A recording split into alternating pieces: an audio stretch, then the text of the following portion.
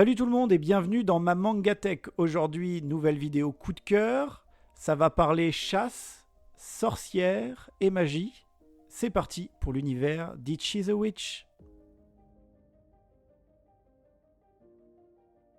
Lancée au Japon en 2024, la série Itchy the Witch cartonne déjà. Chez nous, l'éditeur Kiun l'attendait de pied ferme avec une ambition claire. Renouveler son catalogue shonen après la fin de ses deux géants, My Hero Academia et Jujutsu Kaisen. Pour marquer le coup, l'éditeur a sorti le tome 1 et 2 simultanément. C'est une excellente stratégie qui permet de dépasser l'introduction pour plonger directement dans le vif du sujet. Et vous allez voir que c'était nécessaire. Ce qui excite les lecteurs, c'est avant tout ce duo créatif 100% féminin. D'un côté, on a Osamu Nishi. Elle apporte sa science du rythme et son humour décalé qu'on adorait déjà dans Iruma. Et au dessin, on a Shiro Usazaki. C'est le grand retour d'une virtuose après l'arrêt brutal d'Act Age. On retrouve son trait d'une finesse incroyable, capable de passer de l'expression la plus comique à des regards d'une intensité dramatique saisissante. On débarque dans un univers de fantasy où la magie est partout. Elle prend la forme des magic, des entités qui personnifient les forces de la nature, mais attention, la règle est stricte. Seules les femmes peuvent les dompter. C'est là qu'on rencontre Ichi. Contrairement à ce que dit le titre, ce n'est pas un sorcier, mais un chasseur au sens surhumain. Son destin bascule quand il terrasse d'un coup le Magic Royal Uroro, alors que la plus puissante des sorcières, d'Escaras, était incapable de le blesser. Le twist, Ichi s'approprie le pouvoir de la créature, un homme qui utilise la magie, c'est du jamais vu. Les sorcières décident donc de l'embarquer dans leur repère sous la surveillance d'une d'Escaras, qu'on ne peut pas dire ravie de faire du babysitting.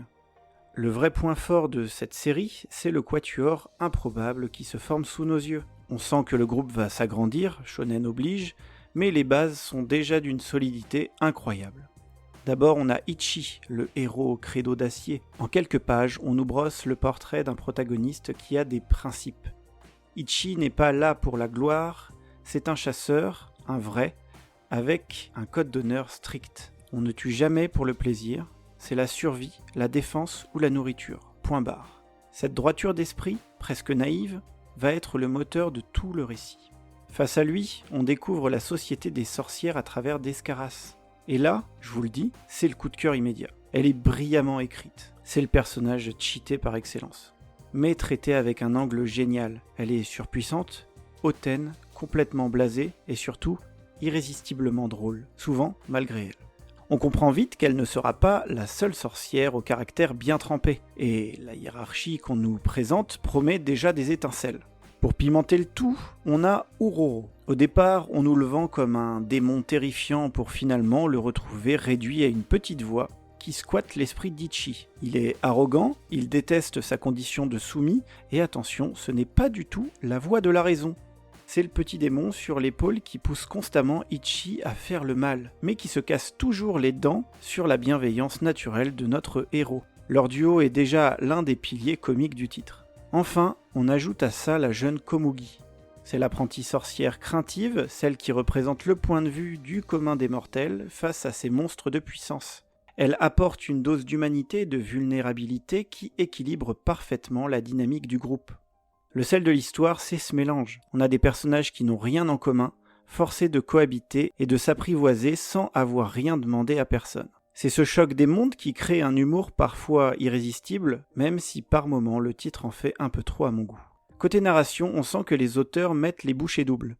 Il faut accrocher le lecteur immédiatement et ça fonctionne. Mais pour être tout à fait honnête avec vous, ça va presque trop vite pour moi. Les bases de l'univers sont posées à une vitesse folle, et c'est un petit peu dommage. Ce monde a un potentiel incroyable, et j'aurais aimé vraiment qu'on nous distille le lore avec un peu plus de mystère, pour nous laisser le temps de savourer chaque découverte. Pourtant, malgré cette rapidité, il y a un point positif majeur, la clarté. Le concept magique est tout simplement fascinant. On est sur une vision animiste de la nature, ici, tout est vivant, même la magie. C'est ce qu'on appelle les magic. Le principe est multiple et complexe, mais pourtant super simple à comprendre. Si tu veux maîtriser une capacité, tu dois dompter l'entité qui l'incarne. C'est malin, extrêmement visuel, et ça donne une identité folle à cet univers. En résumé, les explications s'enchaînent vite, mais elles sont si bien pensées qu'on n'est jamais perdu. On devine déjà que les possibilités pour la suite sont infinies. Une fois passé le fameux jugement des sorcières qui acceptent, rappelons-nous, un homme dans leur rang pour la toute première fois, on embarque directement pour les premières missions. Alors c'est vrai, ça va vite, peut-être même un peu trop à mon goût, mais le rythme est tellement soutenu qu'on n'a pas une seconde pour s'ennuyer. On finit par se laisser porter par le tempo imposé par les auteurs sans trop se poser de questions. Et franchement, ça fonctionne. C'est là qu'il faut saluer le flair de l'éditeur. Honnêtement, Ki-hoon a eu une idée de génie en sortant les 2 premiers tomes simultanément. Ça permet de se forger une vraie opinion et, surtout, de ne pas rester sur sa faim. Et croyez-moi, vu la conclusion du volume 2, c'était indispensable. Il faut avouer qu'après l'introduction des concepts, on enchaîne les chasses au Magic jusqu'à la moitié du tome 2. C'était plaisant, certes, mais ça risquait de devenir un peu trop redondant. Heureusement, la suite vient totalement bousculer tout ça. Et là, attention, dès la deuxième moitié du tome 2, l'ambiance change radicalement. On sent que des menaces bien plus sérieuses commencent à planer sur nos héros. On ne parle plus de simple Magic un peu joueur, mais d'enjeux profonds et de dangers réels. Forcément, ça fait passer le titre à un tout autre niveau.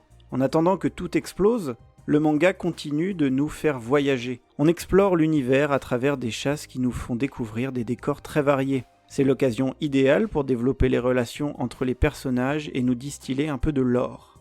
C'est une construction classique, certes, mais redoutablement efficace pour nous attacher à ce quatuor avant que les choses sérieuses ne commencent.